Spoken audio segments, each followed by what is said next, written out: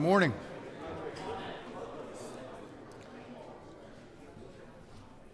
Okay, it's getting a little busier. For the folks on the wall, somebody asked me the question, do you keep coming back until your bill gets on the calendar, or you're told not to come back? You don't have to do either one.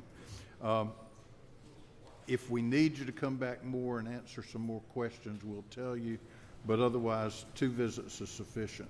So just chalk that one up. Okay, Chairman Houston. Did you have some questions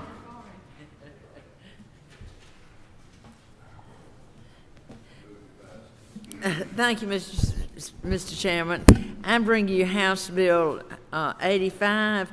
House Bill 85 provides for exemption for... Where is it, Chairman? If y'all would identify where the bill is. I'm sorry, I didn't say where I was. Can everybody find it? It's on the back page. House Bill 85 provides a sales and use tax exemption for nonprofit organ procurement organizations.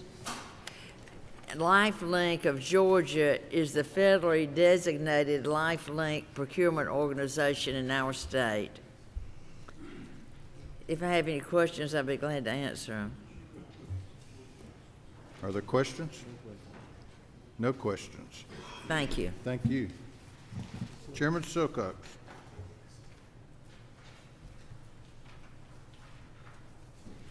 Thank you, Mr. Chairman. I've got 2 bills this morning. The first bill is House Bill 56, and this bill is really just a bill that would allow distributors to have a tag for an electric vehicle. I drive a Nissan Leaf, and right now I can, of course, drive in that HOV lane if I, of course, have an emission-free vehicle and I have the tag with the green leaf. And this would allow distributors and manufacturers to produce a new tag that would have that same logo, again, just for their emission-free vehicles. My understanding is we have Porsche, Kia, and Mercedes are all distributors, so this would all apply to all of them. Are there questions? I see no questions. Thank you. And then my second bill is brought by Prosecuting Attorneys Council as well as the Elder Abuse Council. And this really is concerning depositions. It's just really a cleanup bill. Oh, excuse me. It is House Bill 246. And it's just a cleanup bill. It strikes the language saying that these depositions will be paid by the Prosecuting Attorneys Council.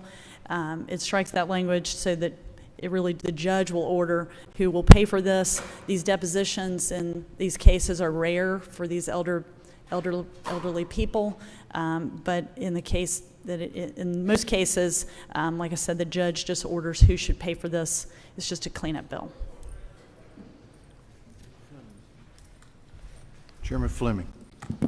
Thank you, Mr. Chairman. Chairman Silcox, I think I remember this bill. Is this a situation where in reality it's already working this way and we're just making the law match what's going on already? Correct. Absolutely. Okay. Thank you so much. Thank you. No other questions. Representative Prince. Thank you, Mr. Chairman, committee members. House Bill 64 is up in a modified structure about halfway down. Again, this bill allows if a child is the subject of child abuse allegations, requires that DFAS find out if that parent or guardian is on active duty in the military services. If that is true, then DFAS will be required just to notify the Family Advocacy Center in which that active duty members is where they are stationed. You have no questions. Thank you. Chairman Belko. Thank you, Mr. Chairman. Members of the committee, I bring before you House Bill 59 under modified open rule. This is one of the bills that are in red in this letter from the Pentagon. Actually, Representative Prince's bill, HB 64, is also a red item that we're trying to work on.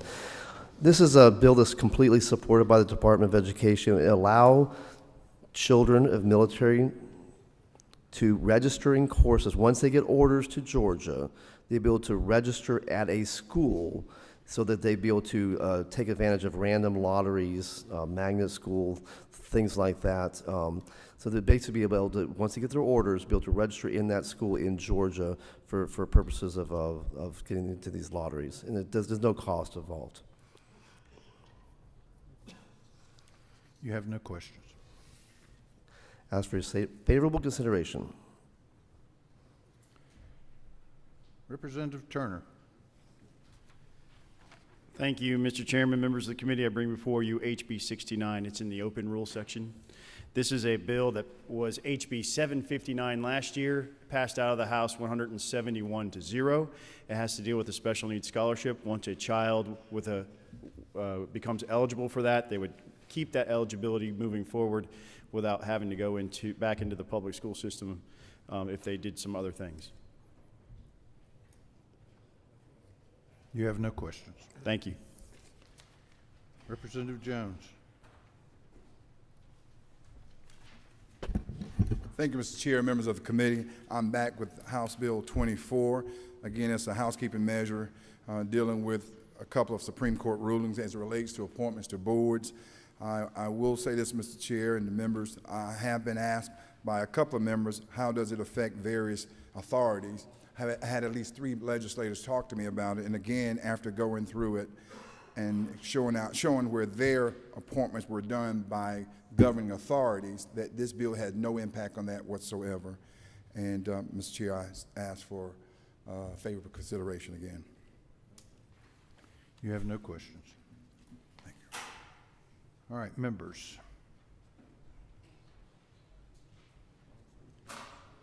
Chairman Stevens. Thank you, Mr. Chairman. On modified structured rule, House Bill 186 involves the sale of a public hospital to a private hospital and the use of these funds for indigent health care within that authority. You have no questions. Chairman Martin. Mr. Chairman, as would happen when you ask 3 attorneys about something, sometimes you get 3 different answers. We have that on... Or more. Or more, yes, sir.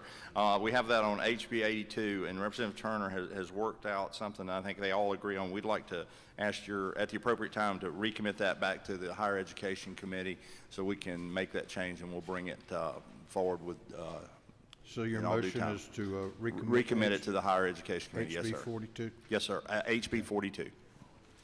All right, is there a second? Any objection? It's recommitted.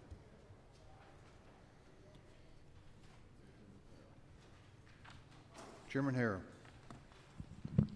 Thank you, Mr. Chairman, members of the committee. On the structured rule, the back page, House Bill 183 just preserves the right for a property taxpayer to appeal their valuation when their property has been deemed returned. You have no questions. Chairman Tanner. Thank you, Mr. Chairman. At the bottom of page 1, H.R. 37, this is Georgia Commission on Freight and Logistics, creating that commission. The Speaker spoke about it, eggs and issues this year. Just ask H.R. 37. You have no questions. Chairman Dempsey. Yes, thank you, Mr. Chairman. On the front page, under modified structure, close to the bottom, HB 160, the reestablishing a pilot program for bariatrical surgical procedures. Also, HB 187, another pilot program for the management of obesity-related conditions through medication, as well as both of these maximize our existing wellness program, but 187.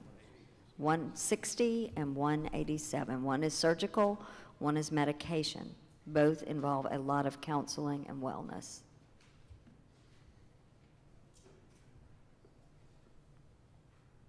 You have no questions. Thank you. Any other members?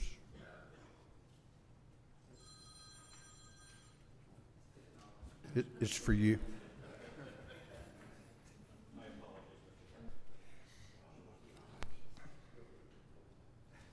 All right, right, let's set the calendar for tomorrow.